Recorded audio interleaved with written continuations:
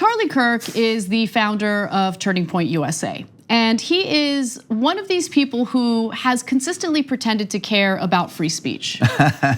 And so it's fascinating to see how uncomfortable he gets when someone calls him out at the events that he's hosting. Now, I want to be clear, the protests that you're about to see at a Turning Point USA event, they're not by good people, okay? They're very bad people. And they're not good, very bad for you. Yes.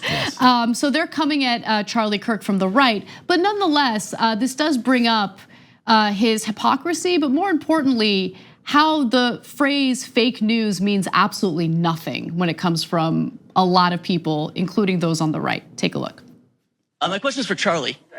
Charlie, I wanted to ask you about you trying to get into West Point. You said that you applied to West Point, but they gave your place to an applicant of a different gender and persuasion. I know the test scores and I knew the qualifications. She was less qualified. So my question is, if they were of a different gender, do you know what gender they were? I never said that. That's fake news. Thanks for being here tonight.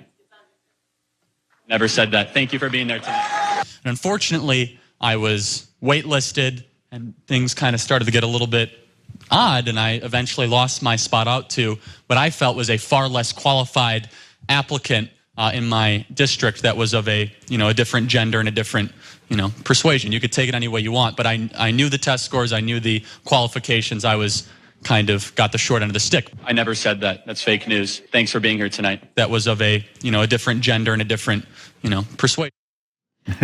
Okay, so I love that video mashup. It was done by Jordan Ewell, who works at Media Matters and is my favorite person to follow on Twitter. And I do want to say one thing. Look, the guy asking Charlie Kirk the question in the beginning, I don't know for sure if he's part of the right-wing group that's been targeting Turning Point USA, but that has been a thing. Like, far-right individuals who want nothing to do with Jewish individuals in their community who want to do the most hateful things. Charlie Kirk's trying to distance himself from them because he's been hated as a result of being part of that movement, terrible movement. But I don't know. Look, I'm rambling now. What do you make of this? I'm gonna shut you down. I don't want to hear you speak. That's fake news. I mean, look, of course it's hilarious and it's funny. I think what's interesting is it is the same lesson though on just market and brand differentiation, right? Maybe there's another oligarch that wants to fund a new group that is, not hiding the ball on white supremacy or whatever.